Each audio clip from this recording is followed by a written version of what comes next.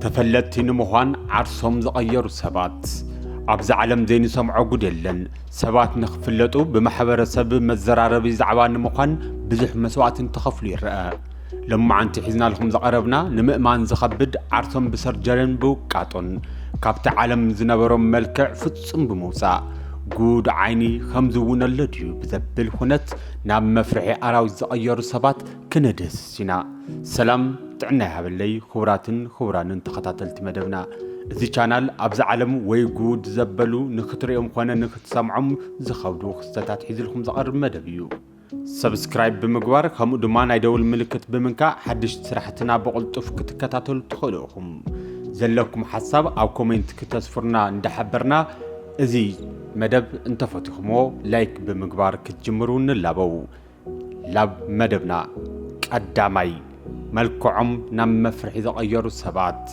لاكي دايموند ريج أبنى عالم كبروسن جينيس بوك مزقب استمزقبه عالم زراربه زمن اسي ملوء بملوء سونتو تاتو ويدما وقاطو بمسراح ترفي بوتا خفلي سونت بمسعان تاتو مسراح سوس خوينو ابلعلي تاتو خالق تاتو بموسخ ካብ ንሰብ ንኣራዊት እውን ብምናባዊ ሓሳብና ዝቐረጽናዮ ምስሊ ሸይጣን ክውን ንኽእል እዩ ሕልፍ ሓሊፍዎ ግርጻኑን ንሰብ ዘይረአ ክፍሊ ሰውነታቱን ታቱ ክስራሕ ዝኸኣለ ላኪ ዳይመንድ ሪች ልዕሊ 200 ግዜ ታቱ ከም ዝተሰርሐ ይዝንቶ ንሕና ድማ ጉድ ዓይኒ ዘበለና ተግባር ሒዝና ለኹም ቀሪብና ኣለና ኸዚ እውን እዚ ተግባራቱ ኣብ ምቕጻል ይርከብ ምሕረት የውርደልኻ ካብ ምባል ወጻኢ ንሕና ንብሎ ነገር የለን ወይ ጉድ ዓይኒ እንዳበልና ላብ ቐጻለ መደብና ክንሰጋገር ካልኣይ ሰማያዊ ንብዓት ዝነብዐት ጓል ኣንስተይቲ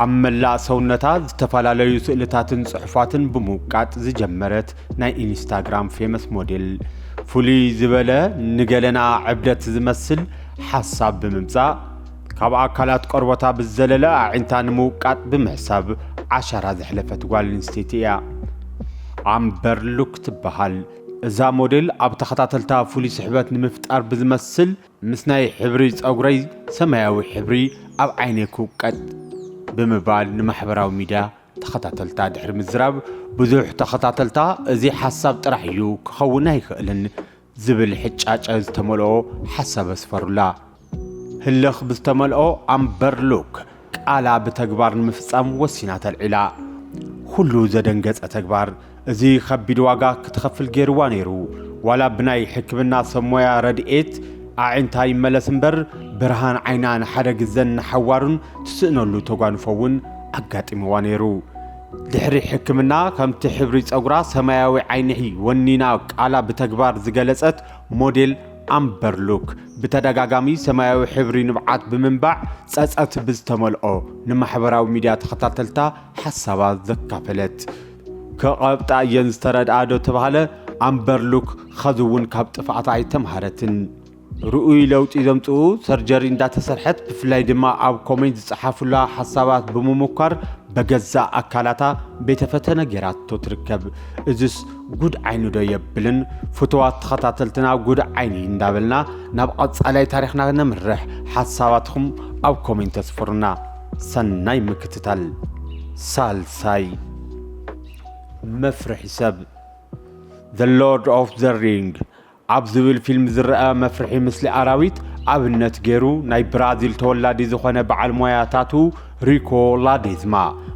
ብብዙሕ መጥባሕቲ ኣካላቱ ብምትልታልን ዝውሰኹ ባዕዲ ኣካላት ብምውሳኽ ቆርበት ኣካላቱ ብዘይለቀቕ ሕብሪ ብምልካይ ነዚ ኣብ ፊልም ንፈልጦ ኣራዊት ክመስል ፈቲኑ ናብዚ ተግባር ዘለዓዓሎ እንትሕተት ብተደጋጋሚ ሰባት ኣርክ ትመስል ዝብል ሓሳብ ሂቡን ነይሮም ብድሕሪኡ ፍሉይ ፍትወት ሕዲረ ሪኮ ላዴዝማ ድሕሪ ልዕሊ 30 ግዜ መጥባሕቲ እዚ ኣብ ምስሊ ትርእይዎ ዘለኹም መልክዕ ክውን ንኽኢሉ The Lord of the Ring ዝብል ፊልም ንሪኮ ላዴዝማ ፊልም ጥራሕ ኣይኮነን ካሊእ መዘዝ እውን ሒዙ መፅኡ ጉድ ዓይኒ ዶ የብልን መደብና ቀጸልና ራብዓይ ሰርጀሪን መዘዛቱን خبرات ተኸታተልቲ እዚ መደብና ኸዚ እውን ነቕርበልኩም ብሰርጀሪ ምኽንያት ዓርሶም ላብ መፍርሒ ኣራዊት ዝቐየሩ ግን ብጣዓሳ እኳ ላፍቲ ንብሩ መንነቶም ክምለሱ ዘይከኣሉ ሰባት እዮም። ቪኒኦ ናይ ሜክ አፕ አርቲስትና ሞዴል ዝኾነ ቪኒኦ ኣብ ኣፍንጭኡ ዝርከብ ዓጽሚ ብምውፃእ መልክዑ ናብ ኤልያን ዝቐየረ እንትኸውን ነዚ ሰርጀሪ ብሚልዮናት ዶላር ፈሰስ ከም ዝገበረ ይዝረብ። በዚ የብቅዕን ከባቢ ሕምብርቱን ኣብ ደረቱ ዝርከብ ጡብ ጥቕሙ ኣይተረድአንን ብዝብል ማይ ዘየልዕል ሓሳብ ሰርጀሪ ክስራሕ ክኢሉ እዩ። ጉድ ዓይኒ ዘይንርኦ የለን ዘይንሰምዖ የለን ከም ትብሉ ኣይንጠራጠርን። ንኣፍልጦ ምርካብ ግን ዘይኽፈሎ መስዋዕቲ የለን። ቀርንብ ዓይኑን ኣብ ግንባሩ ዝርከብ ዓጽሚ እውን ብመስተኻኸሊ ሰርጀሪ ብምግባር ንኤልያን ንክቐርብ ክኢሉ እዩ። ዕብደት ደይብሎ ኸዚ ቀልጸልና ሰሃር ቲባር እዛ ጓል ኣንስተይቲ እዚኣ ቅድሚ ሰርጀሪ ምስራሓ 22 ፎቶ ኣብ ኢንስታግራም ዝጠቅዐት ንእስቲ እንትኸውን ይኹን ደኣ እምበር ብዙሕ ተኸታታሊ ክተፍሪ ስለ ዘይከኣለት ሰርጀሪ ንምስራሕ ወሲና ተልዓለት። ድሕሪ ሰርጀሪ እዚ መልክዓ ፖስት ብምግባር ብሓደ ግዜ 26800 ተኸታተልቲ ክተፍሪ ክኢላ እያ። እዚ ዕብደት ዶ ይኾነን ኣፍልጦ ንምርካብ ብመልክዕኻ ምቕላድ እንታይ የምፅኦ? ፍርዲ ንጎኒ ገዲፍና ጉድ ዓይኒ ዘበለና ትዕዝብትና ንቕጽል። ሰሃር ቲባር ብዙሕ ተኸታተልቲ ክተፍሪ ዋላ እንተኸኣለት መልክዓ ካብ ንሰብ ንእንስሳ ዝቐርብ ኮይኑ እዩ። ኣግራሞትና ዝወሰኸን ፍሽኽ ዘበለናን እምበኣርከስ ጉድ ዓይኒ እዩ ዘበለና። ፈለማ ሰርጀሪ ንምስራሕ እንትለዓል ሰሞያ ሕክምና መጥባሕቲ ክሰርሕዋ ዘቕረበቶ ምስሊ ናይ ሆሊውድ ህብብቲ ኣክተረስት አንጀሊና ጆሊ ነይሩ። ባህጊ ልባ ግን ኣብ መጨረሻ ሆረር ፊልም ከም ንሪኦም መናፍስቲ ክትመስል ክኢላ። ጉድ ዓይኒ ሞሪሰል ጋርዲ ወዲ 29 ዓመት ዝኾነ ሞሪሰል ብፍሉጣት ሰሞያ መጥባሕቲ መልክዑ ናብ ባምቡላ ወይም ከዓ ካርቱን ፊልም ንሪኦም ጉዝ ፍጡራት ኣኒሜሽን ንምምሳል ዘይኾነስ ንምዃን ድሌት ዘሕደረ እንትኸውን ድሕሪ ብዙሕ ፈተነ እዚ ኣብ ምስሊ ትርእይዎ ዘለኹም መልክዕ ክውንን ዝኸኣለ እንትኸውን እዚ ኩሉ መስዋዕቲ ፌመስ ንምዃን ዝተኸፈለ መስዋዕቲ እዩ። ጣዕሳ ዘይምልሶ ተግባር መጥባሕቲ ዝፈጸሙ ኣብዚ ዓለም ጸሪሕኻ ዝውድኡ ኣይኮኑን። እዚኦም ንኣብነት ዘልዕልናዮም እንትኾኑ ወይ ጉድ ዓይኒ እንዳበልና ናብ ቐጻላይ ሰብ ታሪኽና ንምርሕ። ሰናይ ምክትታል ኣብ መደብና ሓሳብኩም ብምሃብ ከማይ ወይ ጉድ ዘበለኩም ኣብ ኮሜንት ክተስፍሩና ብድጋመ ክነዘኻኽረኩም ንፈቱ። ሰናይ ምክትታል። ራብዓይ ኣብ ሓደ መዓልቲ ምስ 919 ርክብ ዝፈጸመት ጓል ኣንስተይቲ። ክቡራትን ክቡራንን እዚ ሓቂ ብስሩ ኣብ ምድሪ ዝተገብረ ድዩ ሰሚዕኻ ንምእማን ዝኸብድ ክስተት እዩ። ኣብ ጂነስ ቡክ መዝገብ ብ2004 ዝተመዝገበ እንትኸውን ኣብ ውሽጢ 24 ሰዓት ማለት እውን ኣብ ሓደ መዓልቲ ምስ 919 ኣወዳት ርክብ ግብረ ስጋ ዝፈጸመት ሊሳ ስፓርክ ዓለም ብዓለሙ ጉድ ዘበለት እንትኸውን ዜግነታ ኣሜሪካዊት ዝኾነት ሊሳ ናይ ፖርን ፊልም ተዋሳኢትን ዳይሬክተርን ሞዴልን እያ። ድሕሪ ብዙሕ ዓመት ልምዲ ስራሕ ዓለም ብዓለም ዘዘራረበት ንምዃን ተኣምር እዩ።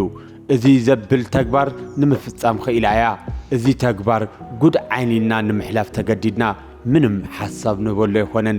እምበኣርከስ ክቡራት ተኸታተልቲ መደብና ህቡባት ንምዃን ዝኸድዎ ርሕቐት ተጣዒስኻ ዘይምለስ ተግባር እንዳዳህሰስና ጸኒሕና።